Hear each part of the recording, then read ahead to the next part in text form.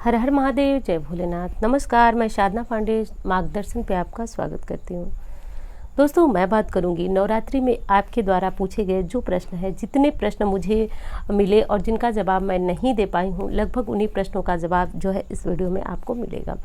यह प्रश्न जन सामान्य हर किसी के लिए बहुत विशेष है। यदि आपने प्रश्न किया तो, और यदि आपने नहीं किया तो, सबके मन में ये जिज्ञासा रहती है, ये इच्छा रहती है कि इन चीज़ों में हम क्या करें, क्या करना चाहिए। क्योंकि देखिए, नवरात्रि व्रत हो या कोई व्रत हो, हम सामान्यतः मनुष्य जीवन में कोई न कोई कल्पना हमारी होती है, कोई इच्छा होती है कि हम इस काम को, इस व्रत को पूर्ण करें तो माँ हमारी रक्षा करे, हमारी ये काम पूर्ण करे। तो कुछ नियम इसमें लगता है। वैसे ही नवरात्रि व्रत तो बहुत बड़ा व्रत कहा जाता है दोस्तों। इसमें तो बहुत सारे नियम हैं, लेकिन जो नियम जन सामान्य को पालन करना चाहिए उसी नियम की ये बात है। तो चलिए वीडियो प्रारंभ कर देते हैं। तो देखिए, नवरात्रि व्रत में आपको सबसे बड़ी बात यह है कि नवरात्रि व्रत में आपको दिन में शयन करना चाहिए या नहीं। तो देखिए, आप सभी दुर्गा सप्तशती का पाठ कर ही रहे होंगे, मुझे पता है कर रहे होंगे।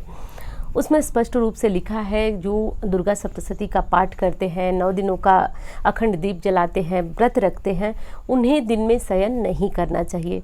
यदि कोई अन्य व्यक्ति है, जैसे कि वो पूजा पाठ नहीं करते हैं, वो व्रत नहीं करते हैं, तो उन्हें दिन में शयन करने में किसी प्रकार का दोष नहीं है। लेकिन जो लोग इस नियम को उठाए हैं कि वो 9 दिन अखंड दीप की देख रेख करेंगे, वो व्रत रखेंगे, तो माँ की पूजा करेंगे, तो उन्हें दिन का शयन जो है बिल्कुल मना है। लेकिन हाँ, ये चीज़ें 3 लोगों पे लागू नहीं होती हैं। बाल, वृद्ध, रोगी पे ये नियम लागू नहीं होता। यदि कोई व्यक्ति किसी तरह का वो बीमार है, कोई दवाई खा रहा है, कोई गोली खा रहा है जिससे उसे नींद आ रही है, तो ऐसी अवस्था में किसी प्रकार का कोई दोष नहीं लगता है। एक चीज़ और है कि जैसे शारीरिक कमजोरी है, थकान है, और इस स्थिति में यदि आपको नींद आ ही जाती है, बिल्कुल आप रह नहीं पाते हैं, तो ऐसी स्थिति में भी कोई दोष नहीं लगता है दोस्तों। क्योंकि हर व्रत, हर नियम वही कहता है कि जितनी आपकी शारीरिक क्षमता हो बस आप उतना करें। और माँ तो माँ है, माँ आप समझ ही सकते हैं, माँ माँ है। तो बस ये चीज़ ध्यान रखिए और किसी भी प्रकार के आडंबर युक्त बातों में बिल्कुल भी मत जाइए।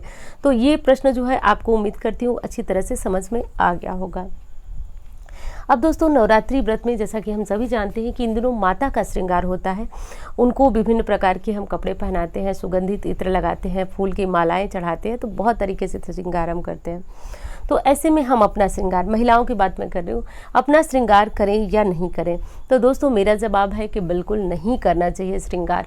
यदि आप पुराने समय से जो है गांव की सभ्यता संस्कृति से जुड़े हुए हैं, तो आप जानते हैं उन दिनों तो महिलाएं जो है वह सिंदूर वगैरह कुछ नहीं लगाती थी। लेकिन आज का युग जो है ऐसा है कि हम महिलाएं बाहर निकलते हैं, तो प्रतिदिन इतनी गंदी तरीके से बिना कंघी किए तो नहीं निकल सकते, तो कंघी कर लीजिए। लेकिन सिंदूर, जो येलो वाला सिंदूर होता है उसे ही सिंदूर बोलते हैं, बाकी जो लाल वाला सिंदूर होता है उसे रोली बोलते हैं, और उसे आप लगा लें। पीले सिंदूर का त्याग करें।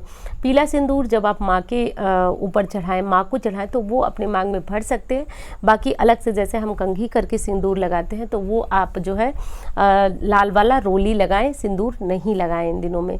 तो दोस्तों, इन चीज़ों का ध्यान रखिए। कोशिश करें कि घर में रहना है, यदि आपको बाहर नहीं जाना है तो कंघी यदि करना हो सके तो, यदि बच जाए आपसे तो बचा दे। क्योंकि आज भी महिलाएं, जो लोग अष्टमी का कलश रखती हैं, वो आज भी इस नियम को पालन करती हैं।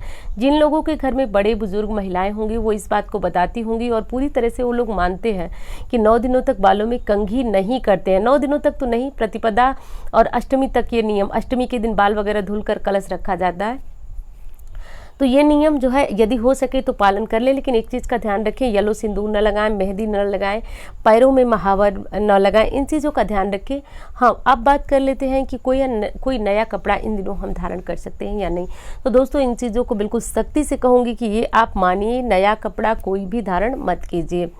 और हाँ, एक चीज़ और कहना चाहूँगी कि यदि अब तक आप मुझे इंस्टाग्राम पे, फेसबुक पे फॉलो नहीं किए, तो आप फॉलो कर लें। वहाँ से मेरा नंबर लेकर कोई ज़रूरी बात हो तो मुझसे पूछ सकते हैं, बात कर सकते हैं। तो दोस्तों, अब नया वस्त्र आपको किसी भी स्थिति में नहीं पहनना है, चाहे वो पूजा में ही पहनना है, लेकिन नया वस्त्र धारण करना इन दिनों मना है। हाँ, खरीदारी करना है तो आप कर सकते हैं, खरीद सकते हैं नए कपड़ों की, गहनों की, तो जो भी करना है आप कर सकते हैं। दोस्तों, बालों में तेल लगाएं या नहीं, ये बहुत बड़ा प्रश्न है। तो बालों में तेल लगाना बिल्कुल भी मना है, लेकिन कौन सा तेल लगाना मना है इस चीज़ को समझना चाहिए आपको। बालों में सरसों का तेल लगाना आपको मना है। सरसों के तेल के अलावा यदि आप नारियल का तेल लगा लेते हैं, कोई दर्दनाशक तेल लगा लेते हैं, तो किसी भी प्रकार की समस्या नहीं है, आपको कोई भी दिक्कत नहीं है। बस सरसों के तेल का शरीर में लगाना, बाल में लगाना, ये चीज़ें मना है। तो इस चीज़ का ध्यान रखिए। वैसे तेल लगाना इसलिए जो है मना आपको हर प्रकार के तेल कहा जाता है, क्योंकि तेल लगाकर पूजन वगैरह करना उचित नहीं माना जाता है। लेकिन जहाँ तक मैंने सुना है, देखा है, पढ़ा है, उसमें सरसों के तेल को विशेष जो है मनाही दी गई है। तो अब आप समझ सकते हैं। अब बारी आती है दोस्तों, बाल धो सकते हैं या नहीं। तो देखिए, यदि व्रत करते हैं तो व्रत में साबुन लगाना आपके लिए मना होता है। तो शैम्पू भी वही चीज़ है, और शैम्पू में तो अनेक प्रकार की बहुत सारी चीज़ें ऐसी मिली रहती हैं। मैं पहली नहीं कह रही हूँ, आपको भी ये चीज़ें पता होंगी। तो ऐसी चीज़ें मिली होती हैं जिनका प्रयोग बाल धोने के लिए उचित नहीं है।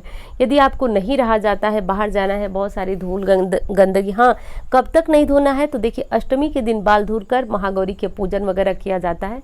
तो ये सिर्फ नियम जो 7 दिन होते हैं उनमें ही लगता है।